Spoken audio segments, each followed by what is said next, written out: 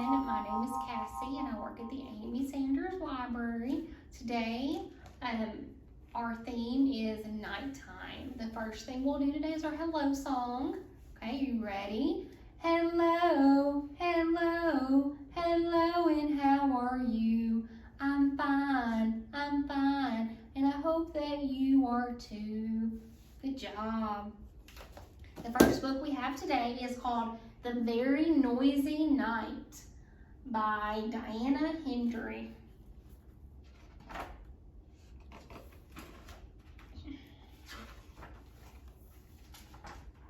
It was the middle of the night and Big Mouse was fast asleep in his big bed. Little Mouse was wide awake in his little bed. Big Mouse, called Little Mouse. I can hear something rushing around the house, huffing and puffing. Big Mouse opened one eye and lifted one ear. It's only the wind, he said. Can I come into your bed? Asked Little Mouse. No, said Big Mouse, there isn't room. And he turned over and went back to sleep.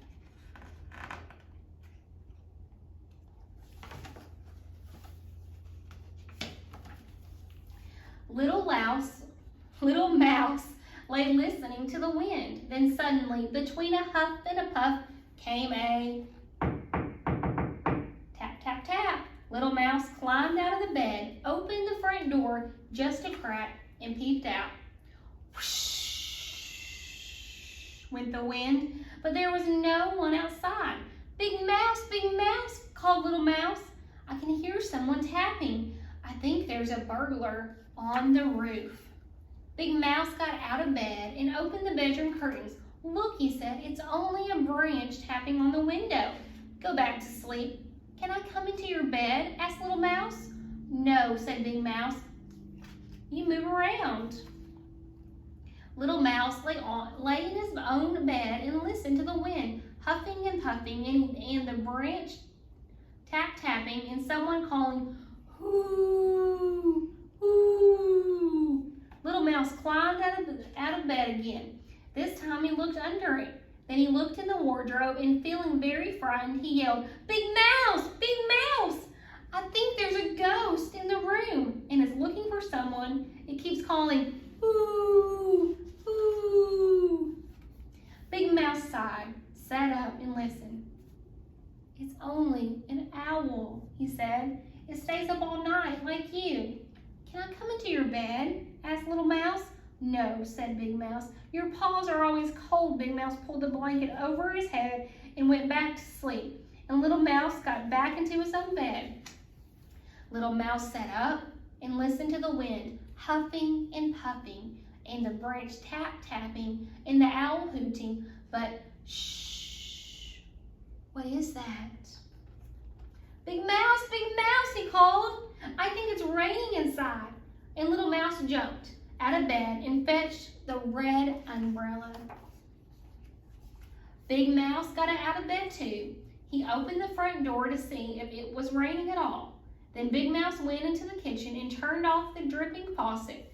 He gently pried the umbrella out of Little Mouse's paws and put it away. Can I come into your bed? Asked Little Mouse. No, you're nice and snug in your own bed, said Big Mouse, taking him back to the bedroom.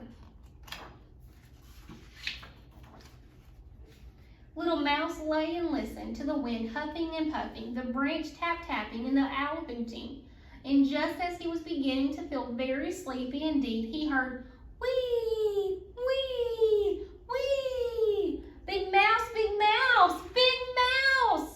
you're snoring. Wearily, Big Mouse got up. He put his earmuffs on Little Mouse's ears. He put a paper clip on his own nose, and he went back to bed. Little Mouse lay and listened to nothing. It was very, very quiet. He couldn't hear the wind huffing or the branch tapping or the owl hooting or Big Mouse snoring. It was so quiet that Little Mouse felt he was all alone in the world. He took off the earmuffs. He got out of bed and pulled the paper clip off Big Mouse's nose. Big Mouse, I'm lonely. Big Mouse flung back his blanket. "Better come into my bed," he said. So Little Mouse hopped in and his paws were cold, and he needed just a little room before he fell fast asleep. Big Mouse lay and listened to the wind huffing and puffing and branch tapping and owl hooting and Little Mouse snuffling. And very soon he heard the birds waking up, but neither of them heard the alarm clock because they were both fast asleep. The end. Okay, let's go ahead and do our Roll Your Hands song. Everybody have their fist up? Okay, are you ready? Roll your hands so slowly as can be. Roll your hands so slowly and fold your arms like me. Roll your hands so quickly as can be. Roll your hands so quickly and fold your arms like me. Clap your hands so softly as can be. Clap your hands so softly and fold your arms like me. Clap your hands so loudly as can be. Clap your hands so loudly and fold your arms like me.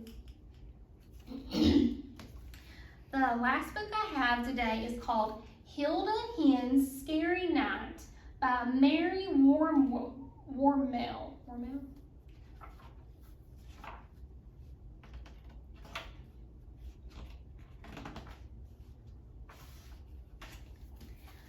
One Sunday afternoon, Hilda Hen fell asleep underneath a rose bush. When she woke up, it was nighttime. "Oh dear," said Hilda. "It's so dark. I must get back to the hen house." It looked very far away. Hilda set off nervously. "Oh my goodness, there's a snake!" "What shall I do?" She thought for a moment. "I'll just have to tiptoe past as quietly as I can." Hilda tiptoed carefully past the snake. "I didn't know I could be so brave," she clucked proudly. But just then, "Oh, help! A monster!" said Hilda. "What shall I do?" She thought for a moment. "I'll just have to fly past as high as I can." Hilda flapped frantically and flew past the monster. "I didn't know I could fly so high." But just then, "Oh my word, a lake!" shrieked Hilda. "What shall I do?" She thought for a moment. "I'll just have to swim as best as I can." Hilda splashed awkwardly across the lake. "I didn't know I could swim so well," she clucked proudly. But just then, "Oh no, a fox!" whispered Hilda. "What shall I do?" She thought for a moment. "I'll just have to run as fast as I can." Hilda scuttled past the fox. "I didn't know I could run so fast," she clucked proudly. But just then, "Oh dear, I'm under a strange bridge. I must be lost," cried Hilda. "What shall I do?" But before she could think, the bridge moved.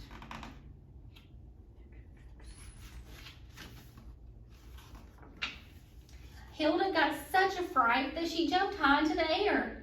"Oh, I can see the hen house from here. It's a good thing I can jump so high," she clucked proudly.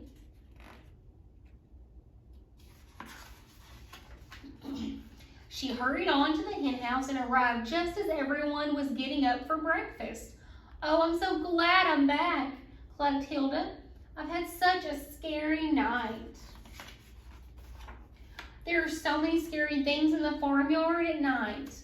I wonder where they all go during the day. The other hens looked across the yard and they all wondered too. The end. I hope you enjoyed these books about nighttime, and I will see you next time. Thank you.